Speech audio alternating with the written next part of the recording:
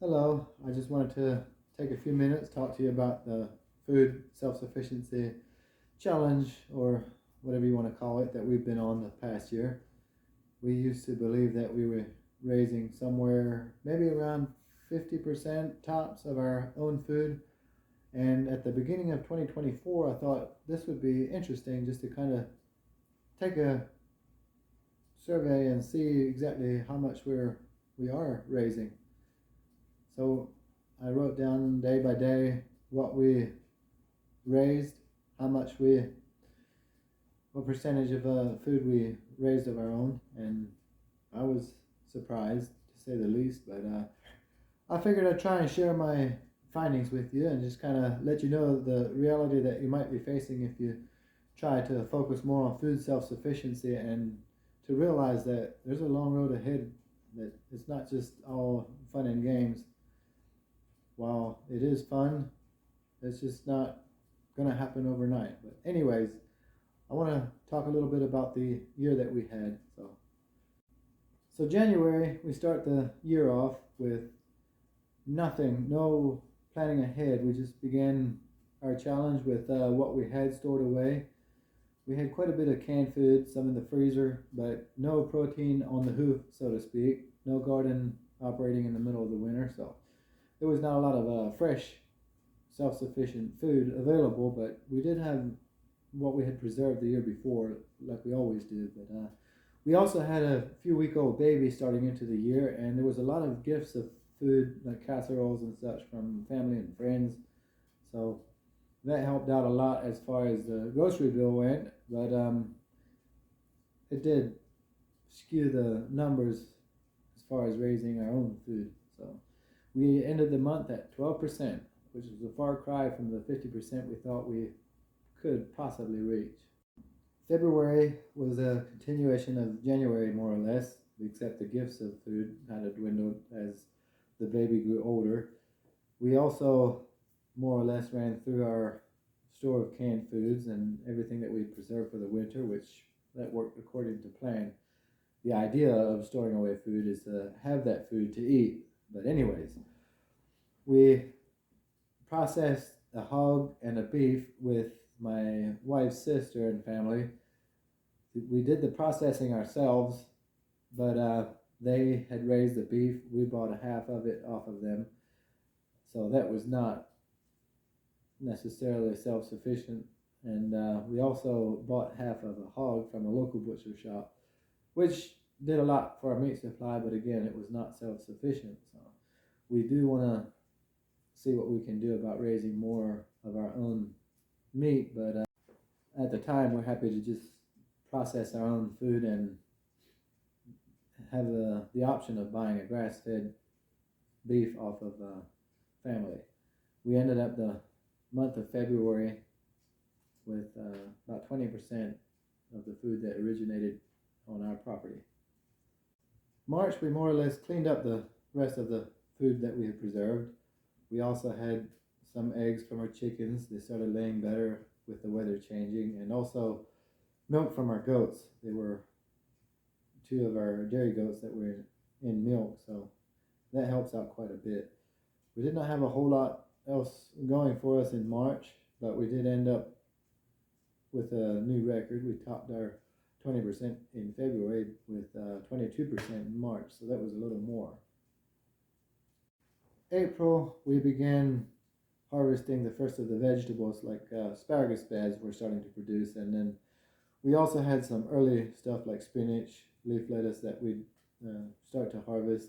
So we had some fresh vegetables, which helped us out, but we were also out of anything preserved, and again, no home-raised protein, no meats from off of our own acreage. But we still milked the goats, we still had eggs from the chickens, and some fresh vegetables.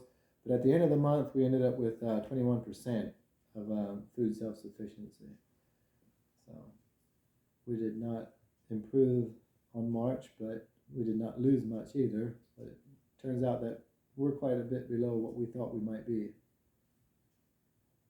In May, the garden started producing more. We still don't have anything major, but there's more vegetables ripening, and we also started hatching out chicks that we intend to raise, and then we should hopefully have some of our own meat. The chicken is not like a beef or anything. It's much smaller amounts, but at least we'd be raising some of our own meats and getting a little more used to doing that. There was not a whole lot else going on in May, mainly just more fresh vegetables that we did get, and we ended the month at 20%. It's about the same over a 4-month period, so we're holding steady somewhere around there. And we thought maybe we'd end the year somewhere around 20%, but we'd see.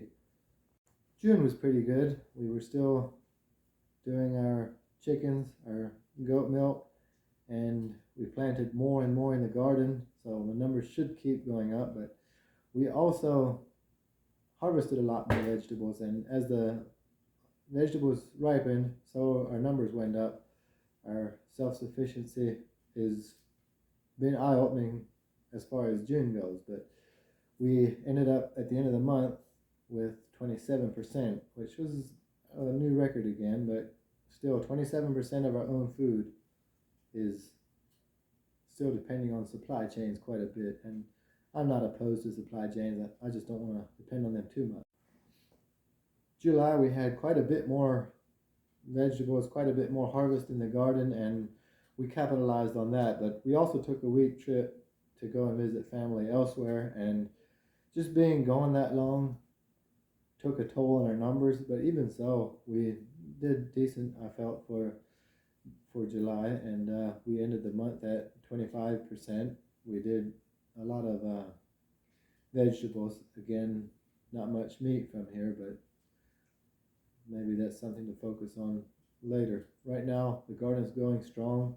We try to keep it producing as much as possible. We ended July on a pretty good note, I felt. In August, we ended up with a lot of surplus vegetables in the garden. Again, most of our self-sufficient food was vegetables that we raised ourselves. We also got putting up some and preserving as much as we could for the coming winter months. We picked up 3 little pigs that will be meat at some point, but for right now they're just an addition to the farm. And the month of August ended up with 32% of the food that we ate came off of our own property. So we stepped up our self-sufficiency a little bit. It's below the numbers I would have projected, but we're higher than any of the months previous. So we'll keep going from there. It's a long ways until we reach something like 80%, but who knows, maybe someday we will be up there. For right now, 32% sounded pretty good for a month. September was more or less a continuation of the garden overload. We harvested a lot for our own use. We also put up a lot, and we still have some to go, but the garden will start to slow down at some point here. We also started killing the first of the chicks that we raised. They are leaner than store-bought chicken, but they are very good meat, and there's no chemicals, no hormones and stuff in these, so we feel grateful and blessed to be able to have these healthy meats available. But anyways, with raising more of our own meat and all the vegetables that we had, we ended up getting 43% of our own food off our own property in September. So that was getting closer to the 50% that I had projected, but still not quite there, and it did not go up from there, but we'll see how all that goes. But anyways, 43%, yes. October, we harvested the first of the hard corn varieties. We planted some hard corn, and also my wife dug the sweet potatoes. She'd planted them in those big round mineral buckets like you get at a farm and feed store.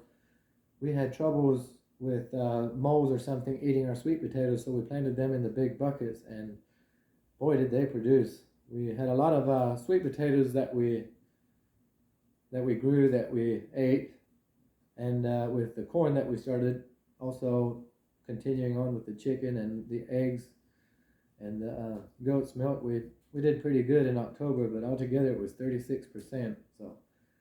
So in November, the garden more or less died out. We did not do as good of a job planting a fall garden as we should have, and the numbers suffered from that, but we still had everything that we preserved earlier that we started to dip into, and the last of the vegetables like the tomatoes and sweet peppers and stuff, they will actually continue giving into November some years, and they did a little bit this year, not majorly, but we also kept on eating chickens, and the goats dried up. We more or less had no more goat's milk for the time being. We did end up with some chicken, some vegetables, just the numbers waning overall. Apparently we're going to have to try harder to keep our numbers up whenever the weather's cold outside or colder. But we ended up doing 25% of our own food off of our own property in November. December, we all eat a lot of self-raised foods and stuff during December, don't we? Here we ended up with a lot of Christmas foods, a lot of store-bought stuff, and we did bake a lot of our own food. We still had vegetables, we still had chickens that we killed off, and we did end up with those 3 pigs that I mentioned earlier had grown enough to where we decided it's time to put them in the freezer. So we started eating pork. That helped the numbers somewhat, but we still didn't have a whole lot of food that we raised ourselves. Our self-sufficiency is definitely better when the garden is in full swing, and in December when the garden dies down, we did not do so good, but we ended up at 22% for the month. 22% of our own food raised off of our own property. So we could have done worse, we could have done better, but it is what it is. So at the end of our first year of keeping track of our food self-sufficiency, we really had our eyes open. We figured, like I mentioned earlier, maybe somewhere around 50% of our own food came off of our own property. With the numbers that I came up with, it was 25% at the end of the year. Half of what I thought we possibly raised is what we actually raised for ourselves. Self-sufficient food off our own property. So we've got a lot to work towards. Our goals in the next year would be to keep raising chickens, so we get a lot of our protein that way instead of buying all of our meats. We don't have beef cattle. We do love beef, so we'll end up probably getting some more of that from elsewhere. And then also with intentions of planting more and bigger gardens and raised beds. Our vegetables have been awesome this past year, and we expect them to be this next year as well. We've got a lot to work towards. Food self-sufficiency is an awesome thing to try for, but I would highly recommend just maybe easing into it, and also maybe keep track of the numbers. If you believe that maybe you raise 50% of your food, just write it all down and see. Maybe you'll end up with 60%, or maybe you'll end up with 25% like we did. But it was worth doing that. And if you're still here, thank you for watching the video. Thank you for being here. And if you have any comments, any tips, any suggestions, any complaints about the way I laid out something, just let me know. Always remember that Jesus loves you, that the goals here are but for a short time, and we will see you again on the next one. Thank you. Bye.